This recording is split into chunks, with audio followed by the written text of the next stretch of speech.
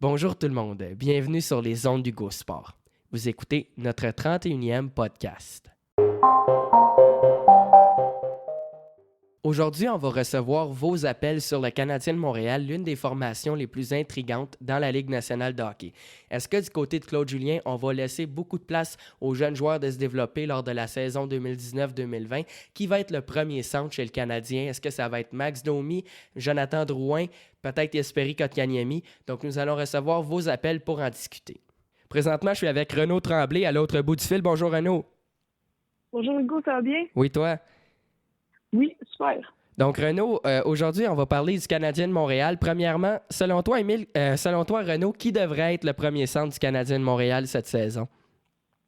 Je pense que Jonathan Drouin va être le premier centre du Canadien cette saison. Il a quand même eu des bonnes performances, des bons matchs l'année passée, donc je pense qu'il va pouvoir être un bon centre numéro 1. Oui, mais quand même, du côté de Jonathan Drouin, il va falloir saisir notre chance. La saison dernière, on ne va pas se le cacher, Renaud, ça a été une saison difficile pour Jonathan, qui n'a pas connu la meilleure saison de sa carrière. Penses-tu que si jamais Jonathan Drouin ne connaît pas beaucoup de succès en début de saison, Claude Julien va essayer de l'installer sur un deuxième potentiel ou un troisième trio si jamais Drouin ne performe pas et ne livre pas la marchandise? Ben, je pense que oui, parce que Drouin, comme tu l'as dit plus tôt, n'a pas livré la marchandise la saison dernière. Donc, si en début de saison, ça ne fonctionne pas, il va pouvoir se faire mettre sur un deuxième ou troisième trio avec des joueurs un peu moins bons. Donc, c'est ça.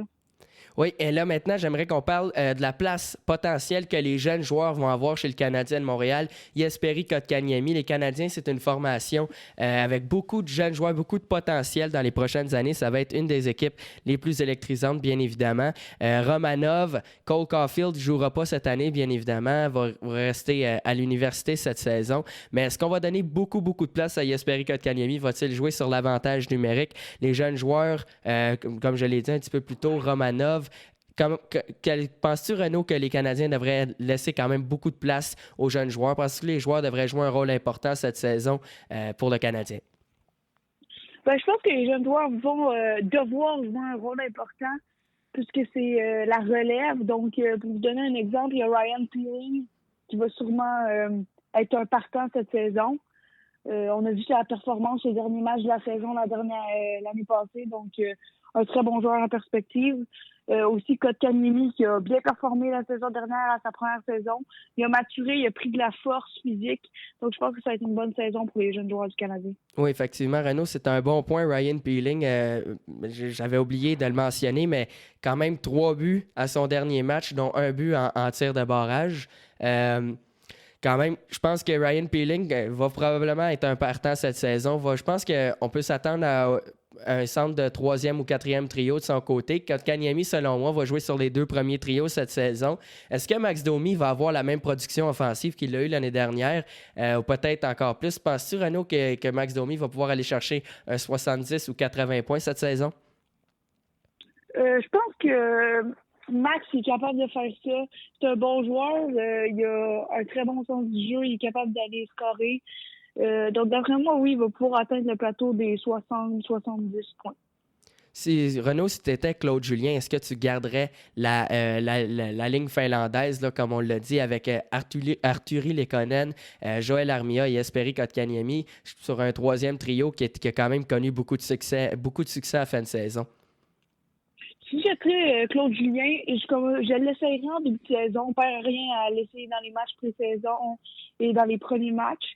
Mais d'après moi, Jesperi peut jouer avec des joueurs avec plus de talent, comme par exemple Gallagher ou des joueurs comme ça. OK, maintenant, Renaud, on va parler de la place. Du moins, on va espérer que les Canadiens de Montréal fassent les séries cette saison. Ça risque d'être difficile. Les Panthers de la Floride se sont renforcés cette saison morte, en allant chercher Sergei Bobrovsky, un gardien de but très solide qui a remporté 2 trophées Vizina depuis le début de sa carrière, qui a pratiquement, comme on l'a dit dans nos podcasts précédents, avait pratiquement éliminé le Lightning de Tampa Bay, la meilleure formation dans la Ligue nationale de hockey durant la saison en première ronde des séries, quasiment à lui tout seul, avec des gros arrêts importants en étant en mesure de garder son équipe dans le match. Il quitte les Blue Jackets, s'installe en Floride avec les Panthers dans la division Atlantique. La division Atlantique qui va être très forte cette saison, l'a été l'année dernière, encore plus forte cette année. On regarde les équipes qui sont supérieures aux Canadiens de Montréal, du moins sur papier. Le Lightning de Tampa Bay, les Bruins de Boston, les Maple Leafs, peut-être les Panthers de la Floride. Le Canadien se ramasserait peut-être 5e dans la division. Les Sabres de Buffalo aussi sont une bonne équipe. Donc, est-ce que du côté du Canadien, on a une chance d'être une équipe repêchée cette saison, malgré les bonnes équipes que le Canadien vont jouer contre cette saison? Ben, d'après moi, comme tu l'as mentionné, plusieurs bonnes équipes, dont le Lightning qui a bien performé en saison régulière lors des dernières saisons. Les Bruins, qui sont, d'après moi, 2 équipes qui vont assurer de faire les séries l'année prochaine. Après, on a les Maple Leafs et les Panthers. Donc, d'après moi, les 2 équipes vont se battre pour une dernière place. Les Canadiens vont falloir qu'ils travaillent très fort pour réussir à être une équipe repêchée, puisque leurs jeunes joueurs sont pas encore assez développés pour faire une grosse différence. Donc, il va falloir qu'ils travaillent très fort. Oui, je suis d'accord avec toi. Prédiction, est-ce que le Canadien va faire les séries? Selon moi, je pense pas que le Canadien va faire les séries éliminatoires. Par contre, j'aimerais qu'on laisse beaucoup de place aux jeunes joueurs de se développer dans quelques années. Soudainement, ça devient des joueurs avec beaucoup d'expérience. Je pense que le Canadien de Montréal vont pouvoir retrouver le droit chemin dans quelques années avec les jeunes joueurs, comme on l'a dit, Ryan Peeling et Jesperi Kotkaniemi, qui vont jouer des rôles importants dans les années futures. Renaud, est-ce que tu es d'accord avec moi? Le Canadien ne vont pas faire les séries cette saison. Oui, je suis d'accord avec toi. Le Canadien ne sera pas une mauvaise équipe, d'après moi. Donc, va finir dans les premières équipes qui font pas les séries. Mais puisque la division Atlantique est très forte, ça va être difficile de les faire. Et le Canadien n'a pas encore, d'après moi, une assez bonne équipe pour les faire. Oui, je suis d'accord avec toi. Ça risque par contre d'être une année intéressante. Les jeunes joueurs vont être électrisants. Une saison un petit peu comme l'année dernière. Pas faire les séries, mais par contre, c'était vraiment une équipe qui était intéressante à voir jouer, le Canadien de Montréal. Merci beaucoup, Renaud. Au revoir. Salut, bye. Maintenant, je suis avec Émile Waddell à l'autre bout du fil. Salut, Émile. Salut, Hugo, ça va bien? Oui, toi? Yes. Donc, Émile, aujourd'hui, on va parler du Canadien de Montréal. Premièrement, est-ce que, selon toi, qui va être le premier centre pour le Canadien lors de la saison 2019-2020? Le premier quoi, désolé? Le premier centre. Le centre de premier trio du Canadien. Oh boy. C'est une bonne question. Je sais pas. Est-ce que ça va être Kotkaniemi, Drouin, Max Domi? Est-ce qu'on va donner la chance à Ryan Peeling d'évoluer sur le premier trio? Je sais pas. Selon toi, Émile, Non, d'après qui va être le moi, ils vont premier aller centre? chercher genre Drouin, Domi, des joueurs qu'on connaît déjà. OK. Penses-tu que si jamais Jonathan Drouin, on le met sur le premier trio, l'année passée, ça a été une saison difficile pour Jonathan Drouin, n'a pas livré la marchandise. Écoute, Ouais, effectivement. si jamais Jonathan devient le centre de premier trio du Canadien, rapidement en début de saison, il éprouve des difficultés. Penses-tu que Claude Julien serait un petit peu impatient et dans le fond, Jonathan Drouin pourrait évoluer pour quelques parties sur le troisième trio, par exemple? Ouais, c'est sûr que s'il n'est pas efficace sur le premier trio, il serait descendre, c'est sûr. Pas descendre tuer, là, mais descendre de ligne. De ligne. Oui, OK, super. Émile, maintenant, on va parler un petit peu de la place que les jeunes joueurs vont probablement avoir l'année prochaine chez le Canadien, la place importante que les jeunes joueurs vont avoir. Dans le fond, Ryan Peeling va probablement être un joueur important quand même sur le troisième ou le quatrième trio. Par la suite, Jesperi Kotkaniemi qui va jouer un rôle prépondérant dans les succès de l'équipe.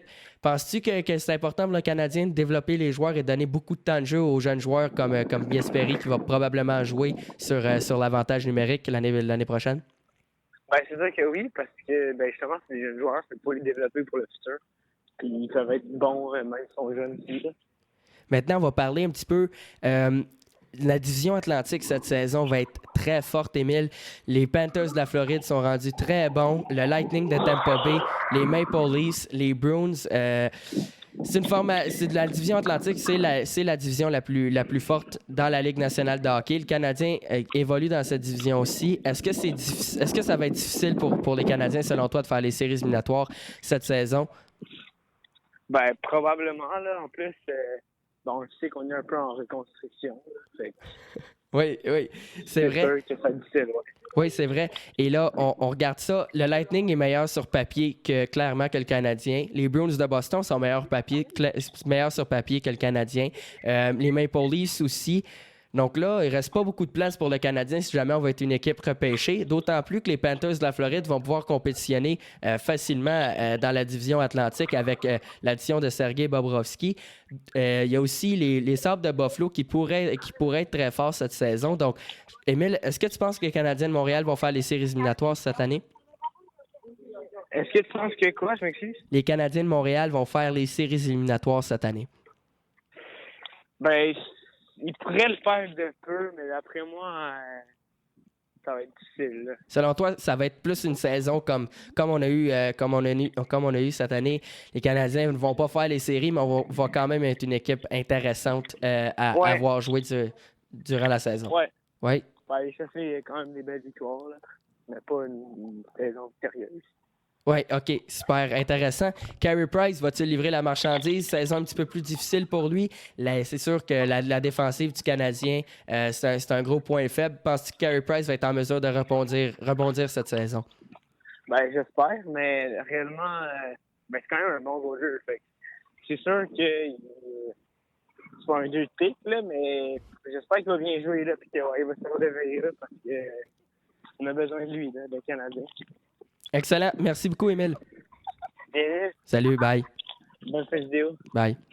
Donc, c'est ce qui va conclure la vidéo. Merci beaucoup d'avoir été des nôtres. N'oubliez pas de liker la vidéo, de vous abonner à la chaîne, d'interagir avec nous dans les commentaires. Selon vous, qui va être le premier centre du Canadien de Montréal cette saison? Est-ce que les jeunes joueurs vont jouer un rôle important?